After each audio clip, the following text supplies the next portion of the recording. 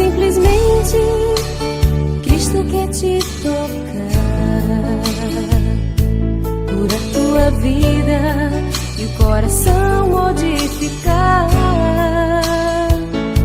Pois na simplicidade Ele te leva à conversão, e o seu projeto é de plena restauração. Isso, minha gente, é uma palavra que pode parecer dura e é necessária nos nossos dias. Precisamos ter coragem de delimitar o território e falar: olha, aqui, se quiser entrar, tira as sandálias dos pés, que meu coração é um solo sagrado. Ele a deprime, ele a joga para baixo o tempo todo e ela não consegue romper aquele relacionamento. Por quê? Porque ela tem medo de perder aquele rapaz. Ela tem medo de perder o pouco da satisfação que representa estar com ele. Isso é uma dependência, né? A dependência é quando você não é capaz de equacionar o tanto de prejuízo que você está tomando ao ficar ao lado daquela pessoa. Então, geralmente, tem essas dependências afetivas, partem para um autodesprezo, uma relação doentia, gera muito isso. A pessoa se despreza, ela se acha pior, e por isso ela tem tanto ciúme, por isso ela tem tanta posse. O relacionamento deixa de fazer bem, por quê? Porque vira uma espécie de neurose. Ao invés de fazer feliz, aquele relacionamento só traz aborrecimentos. Uma vigilância 24 horas, né? Como se o outro fosse um objeto a ser vigiado o tempo todo, como se ele fosse um animal que precisa de coleira. Você percebe que o relacionamento está sendo doentio pelos sintomas. Digamos que eu seja amigo do Christian e que nós temos um relacionamento doentio.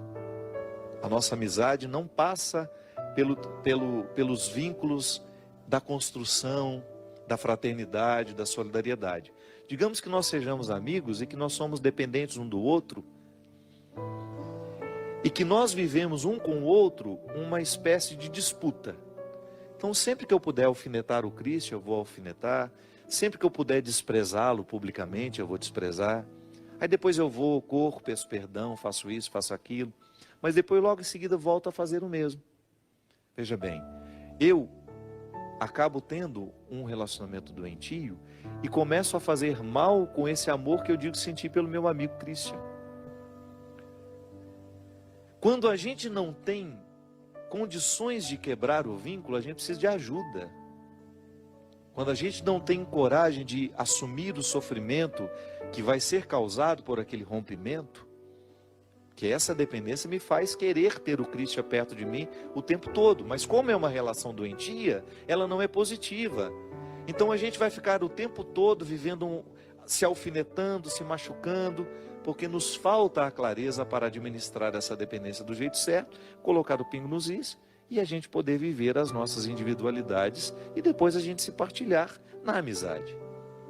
O relacionamento, minha gente, ele só é positivo quando as partes se pertencem e depois elas se distribuem. Quando eu sou dono de mim, Christian é dono dele, e quando nós nos encontramos, nós nos doamos num relacionamento de amizade. Às vezes, as doenças mentais, elas começam assim, em relacionamentos doentios, em perda de pertença.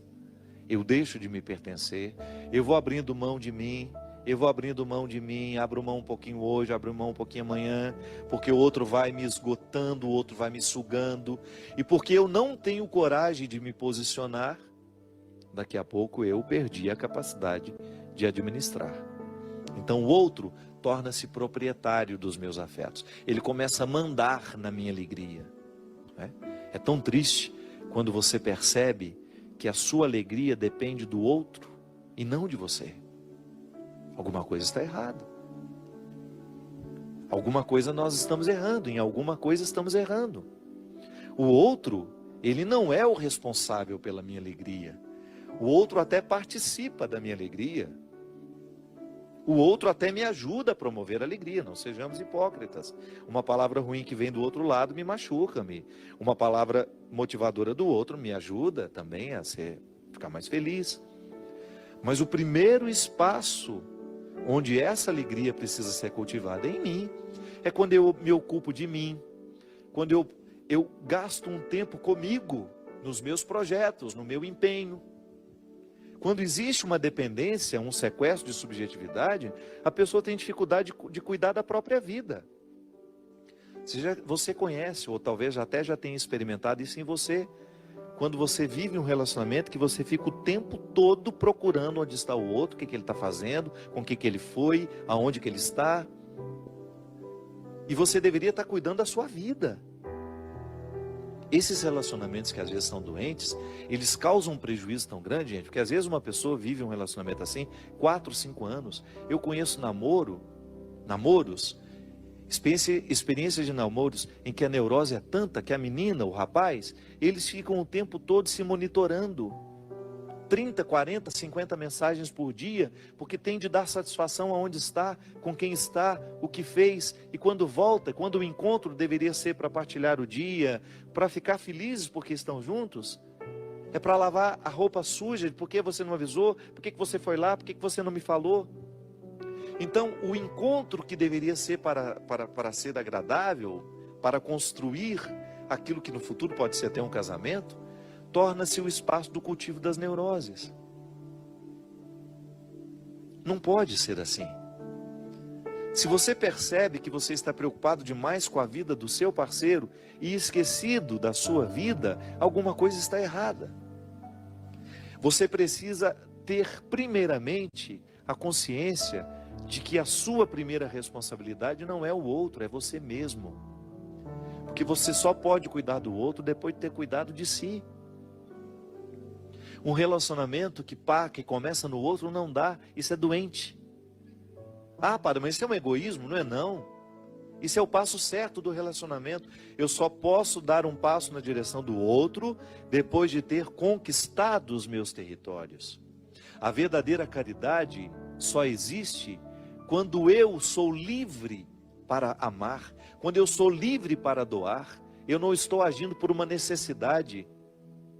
Porque às vezes até a nossa caridade não é por amor, não, é porque a gente quer aparecer. Às vezes a nossa caridade está em torno do nosso espírito pavão. Eu preciso que o outro me veja, eu preciso que o outro me note, então eu faço caridade, eu faço isso, faço aquilo. Mas aquilo é tudo vazio dentro de mim, não me preenche, não me faz feliz. Meu Deus do céu. A caridade que eu faço precisa estar em consonância com aquilo que eu sei sobre mim.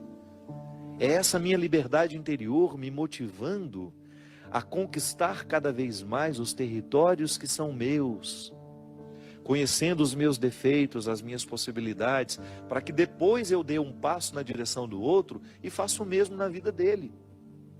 Ao invés de ser um sequestrador, eu quero ser um libertador. Eu não quero estabelecer relacionamentos de amizade em que eu faço um papel de sequestrado ou de sequestrador. Só tem sentido a gente estabelecer relacionamentos se for para a gente ajudar o outro a fazer a conquista dessa liberdade interior. É aquilo que a gente fala, né? A gente precisa de ter amigos que nos façam amigos de Jesus. Aprendi com a minha amiga Marina Patrus, lá em Belo Horizonte. Uma frase simples. É verdade. Eu preciso ter vínculos com pessoas que vão me motivar a viver essa liberdade interior. Ah, se quiser me perder, é começar a colocar uma amarrinha aqui no meu pé. Saio fora, vou longe, vou embora. Sabe por quê? Eu levei muito tempo para compreender o processo da liberdade. Você acha que eu vou dar passos para trás, na direção contrária da liberdade que Deus quer para mim?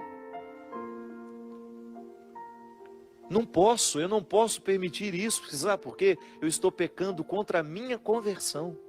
Qual é a minha conversão? Qual é o processo que Deus quer realizar em mim? É me fazer ser livre. Se eu aceito viver um relacionamento que me aprisiona, que me poda das minhas possibilidades, que me priva de chegar ao que Deus quer de mim, esse relacionamento é diabólico. Ainda que ele pareça santinho, ainda que ele pareça bonitinho, Mãe pode fazer isso com a gente. Você quer um amor mais sagrado que de mãe? E mãe, se não cuida, sequestra sim a subjetividade do filho. Quando ela impõe a ele que ela quer que ele faça isso, que ele faça aquilo. Quando ela não é capaz de compreender o outro como alguém totalmente outro. O meu filho não é uma extensão dos meus desejos. Isso é muito cruel. Eu fazer do meu filho a extensão dos meus desejos. Então eu não fui pianista, meu filho vai ser. Mesmo que ele não tenha vocação para isso, o pobre do menino vai ficar lá dia e noite em cima de um piano, aprendendo um instrumento que ele não gosta, porque a mãe quer que ele aprenda. Não. O amor é, antes de tudo, a investigação das possibilidades que o outro tem. Aí eu entro ali para promover. Se eu posso entrar na sua vida para lhe ajudar a alcançar a sua melhor parte, eu sou bem-vindo. Agora, se eu entrar na sua vida para lhe privar de chegar na sua melhor parte, eu não faço nenhuma diferença. Eu posso perfeitamente ficar de fora. Se for para estabelecer um vínculo de amizade, de namoro, de casamento, que seja com alguém que esteja interessado com a sua libertação. Porque senão, cuidado, esse amor pode ser um cativeiro. Olha, eu vou te falar uma coisa. Se você não leu esse livro, por gentileza, permita-se. Algumas pessoas acham que o livro é um pouquinho complicado nas primeiras páginas. Não é não. Muitas vezes a gente precisa vencer a preguiça. Se você tiver a oportunidade de ler esse livro, leia. Porque é impressionante como a leitura desse livro desperta em nós a consciência de que nós vivemos amarras. Volto a dizer. Às vezes nós não estamos percebendo que estamos amarrados. É porque a gente acostumou com o cativeiro. No sequestro é assim. Chega um momento, depois de muito tempo de sequestro, a gente começa até a ficar amigo do sequestrador. O sequestro do corpo é assim. Você já observou? Já ouviu o testemunho de quem foi sequestrado? Depois de um tempo de sequestro, fica amigo do sequestrador, por uma questão de sobrevivência. Às vezes nós estamos assim dentro de casa, marido e mulher, mãe e filho, amigos. Um bando de gente sequestrada que é incapaz de provocar, de dar um grito de alforria e falar, olha, chega, eu não quero viver essa escravidão. Se for para permanecer ao meu lado, se é para estar aqui ao meu lado, que seja para me ajudar a fazer o que Deus quer fazer em mim. Por favor, não venha ser um empecilho para a ação de Deus na minha vida.